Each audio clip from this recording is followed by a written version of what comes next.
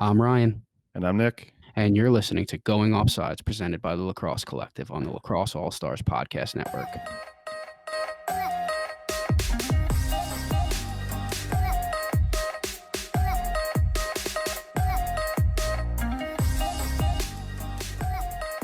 Well, thank you for doing the interview and helping us, tell people about lacrosse in Serbia. So why don't we start by, why don't you explain to people the current state of lacrosse in Serbia?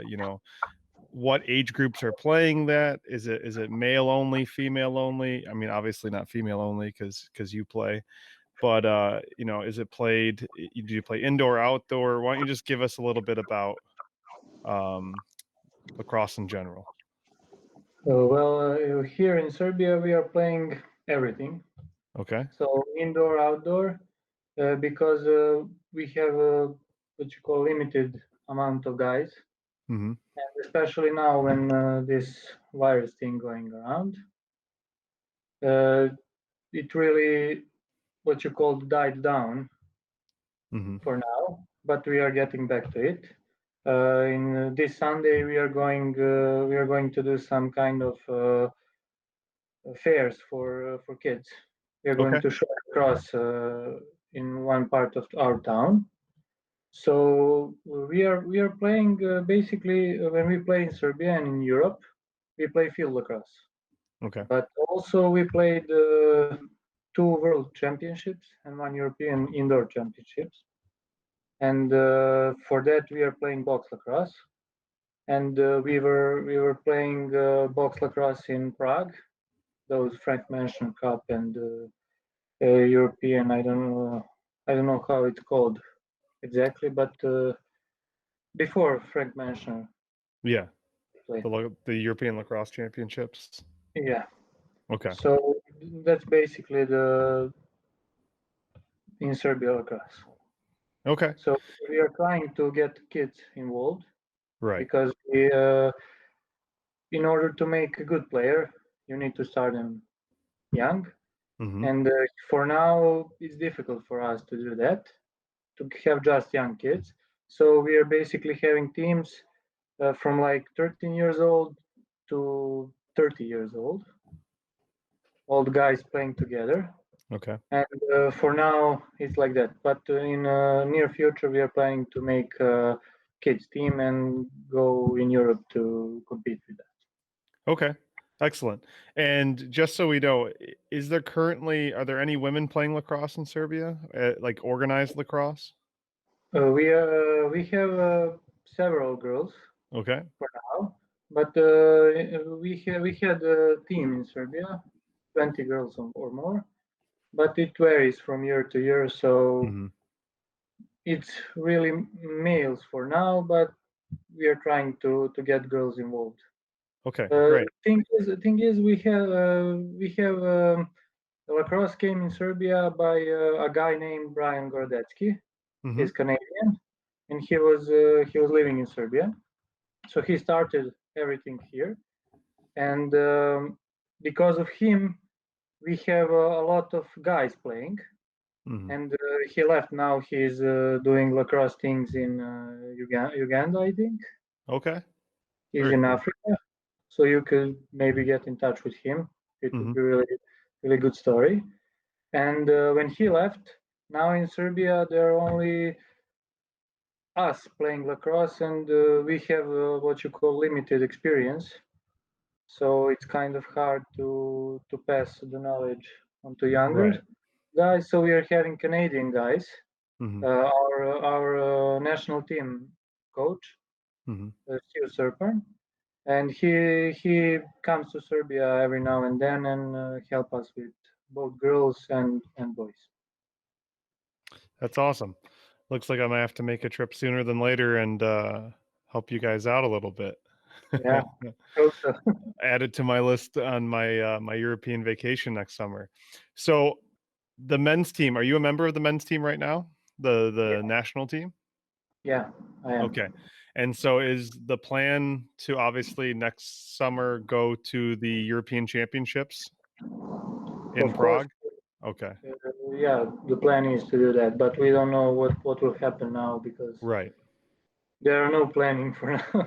Yeah. I was talking to some people that were directing the tournament, and they're hopeful that everything goes to plan for next summer.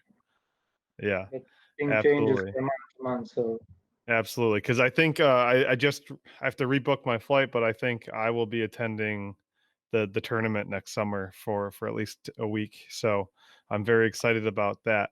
As far as getting ready for the European Championships and stuff like that, does Serbia have club? I mean, I know the answer, but what kind of club teams do they have? How many club teams? Who do you play as a club? we have 3 teams in Serbia. Okay.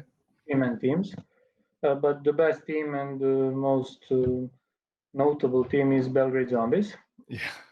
And basically, we are playing our league in Serbia, but it's only 3 teams, so we are playing like 5 or 6 weekends. Okay. But we are traveling in Europe, playing against the other European guys, because here in our region, it's basically the same.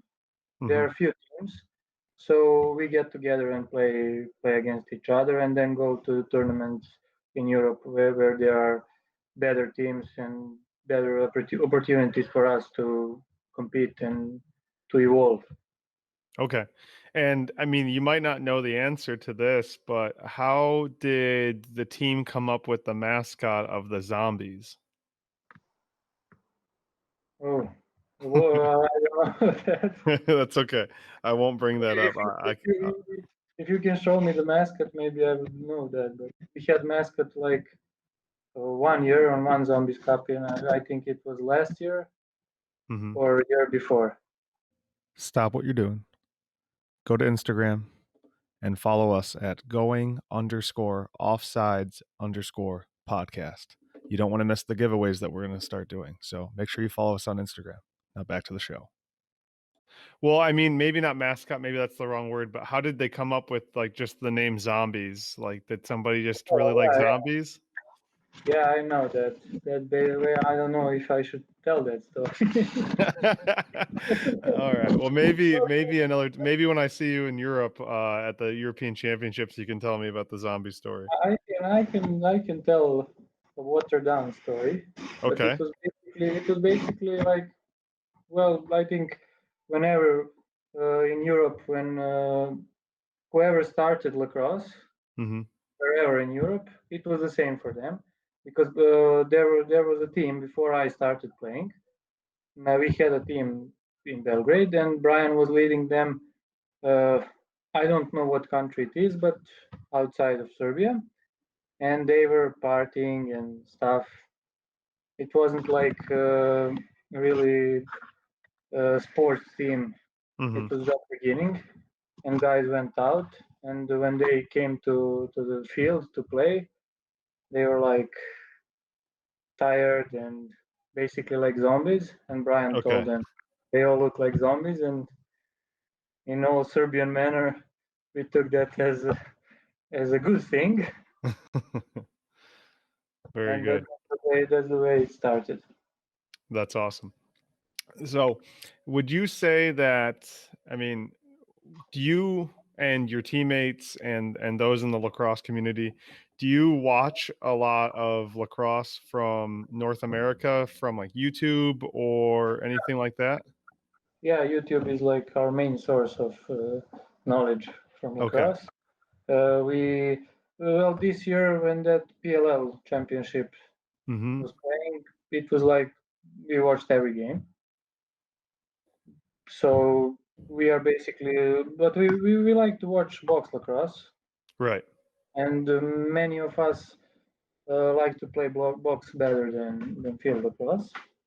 Okay. But I think that's just the influence of our Canadian guys, because box is big there. So yeah, you're not wrong about that. That probably plays into it a little bit. So were you able to attend? I don't have my note in front of me, but were you able to attend the World Championships last time? in Canada. Yeah. Let me double check here. In Langley. Last Yeah. year it was in Langley. If we are talking about box lacrosse. I was just talking about field, but yeah. So would you say? I mean, I know you said that there's a bigger emphasis on, or maybe it's a slightly more popular to play box in Serbia right now. Would you say that as far as your national team goes, the goal is make it to the box worlds before it is make it to the field worlds? Well, for now it is just to make to the worlds. We don't Right. pick it's field or box, Mhm. but I think field worlds will be much harder to get now that that was European Championship last European Championship. They said that only the guys that were involved there Right. can go on the world. So we kind of missed of that opportunity. But in the future, yeah, we are. I mean, I think we will try to go on to have a team on both field and box. Okay. And Just like so every country. so currently I assume that all national team um events and gear and all that stuff, I mean, you have to fundraise or pay for all that yourself, right? Well, you're right. Basically, for not just everything, but many of the stuff we are paying ourselves for now. But we are doing fundraisers and we have some help. Okay. That's good. Uh, I mean, there, it's there, pretty standard for most countries yeah, right now. we have good guys in North America, Mhm. so they are helping us a lot. Families. I mean, we have a few Serbian guys playing or played in NLL. One is playing now, Nick Okay. Bilic. Okay. He's playing in NLL, and we have Ilya Gajic and Alex Gajic brothers. They both play. So their families are helping us a lot. That's So awesome. not just them, we have other guys, but Mhm. they started that with us. So Okay. And so speaking of those guys, you have 3 guys that play in the NLL. Are they kind of the faces, would you say, of lacrosse in Serbia? Those are the go-to guys when you think of at least box lacrosse in Serbia? when we play on championships, yes, but in Serbia, no, Right. because we have other guys that like Atsa you talk to. Mhm. He's like he is the oldest guy here, basically playing lacrosse, and for many years he was our best player. So he is like our go-to guy for basically any type of lacrosse here. That's awesome. And so you mentioned that you're trying to involve younger people, and are you doing that by holding clinics like at public parks, or are you working to like go into schools, or how has that approach been? Our approach is to do pretty much everything. Hmm. It would be the best for us to go to schools, but here it's kind of hard to do that. Hmm. You have to have many permits and stuff like that. So for now, we were able to go like in one or two schools, Hmm. but we are doing our practices in parks, in public areas, so that people can see us. And by doing that, we are acquiring many more players, and few of them stay, few of them just try, and that's basically it. Because here in Serbia, the big sports are water polo, basketball, volleyball, Hmm. football, of course, Right. soccer. So Absolutely. every single one of us played some other sports before lacrosse. Basically, we have few players now that played for many years when they were young. Hmm. For instance, started to play in like when I was 21 or 22 years old, Hmm.